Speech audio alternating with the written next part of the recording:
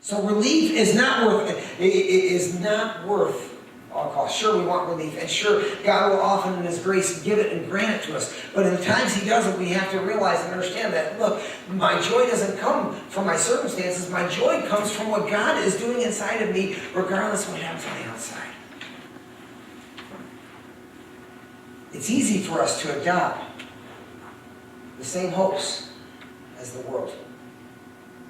It's easy for us to desire the same confident expectation in having right possessions. Nothing wrong with things. Nothing wrong with God giving us things. And Peter deals with this over and over again in this letter. But will not satisfy. Materialism is a problem not just of the very rich, but of the very poor. It is a struggle each one of us has, thinking that we'll find our satisfaction if we just had this. If I could just go on this vacation. If I could just have this one thing. Now, oftentimes God gives us those things greatly and abundantly. But our satisfaction will never be enough. Why do you think that the highest suicide rates often are among the people who have the most? The reason being is, even when they come from nothing, they get and they finally think they've achieved, and they realize that outside of God and a right relationship with Him, there's nothing. What did Solomon say? Solomon was arguably at his time the most richest man in the world. He was the richest man. He had everything. He had anything that the world had to offer at that time. He had it. When he got to the end of his life, what did he say? All of this outside of God is worthless. Now, it's always easy for him to say it. He had it. Yeah.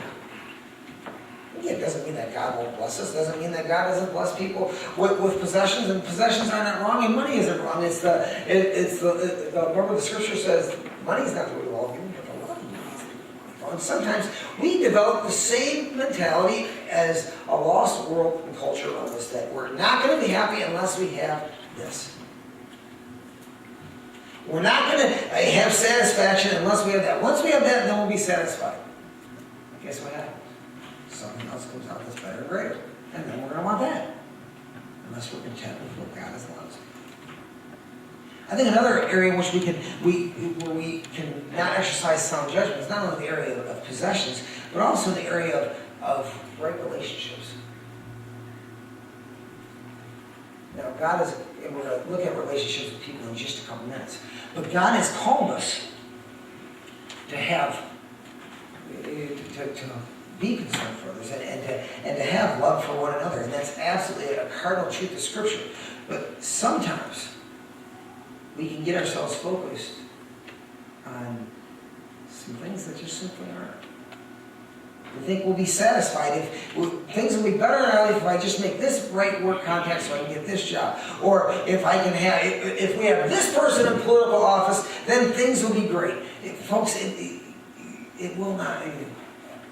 As I get older, it seems to me, and as I grow more in the Scripture, I really am firmly convinced now more than I ever have been, our hope is never going to be in the White House. Our hope is never going to be in Congress. While God will put whom He sees fit. And yes, we need to vote, and yes, we need to be active in that way, but we cannot put our hope in that, because when we do, it's only going to be dashed. Our hope and our satisfaction is in God alone.